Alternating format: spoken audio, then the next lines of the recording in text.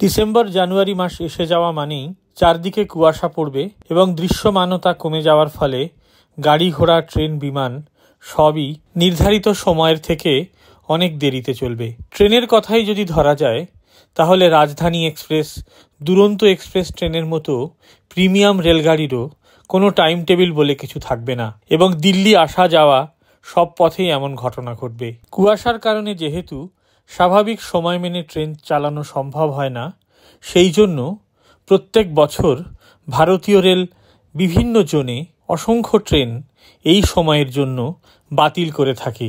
আবার অনেক ট্রেনের যাত্রা সংক্ষিপ্ত করে দেওয়া হয়।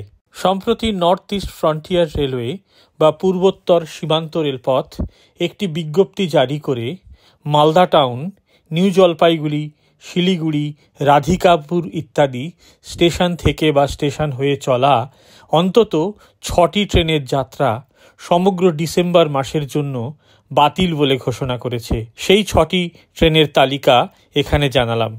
এই বাতিল ট্রেনগুলি হল 15710 new Jalpaiguri Malda town intercity express এবং 15709 Malda town new Jalpaiguri intercity express.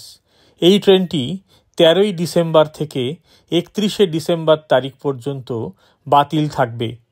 13 থেকে 31শে ডিসেম্বর বাতিল হওয়া অন্যান্য ট্রেনগুলি হল 07551 তেলতা রাধিকাপুর ডিএমইউ স্পেশাল এবং 07552 রাধিকাপুর তেলতা ডিএমইউ স্পেশাল।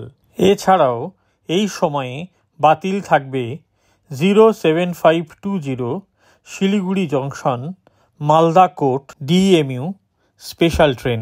এরই অপর জোড়া ট্রেন অর্থাৎ 07519 মালদা কোট থেকে শিলিগুড়ি জংশন ডিএমইউ স্পেশাল ট্রেনটি 14ই ডিসেম্বর থেকে 1 জানুয়ারি 2024 তারিখ পর্যন্ত বাতিল থাকবে।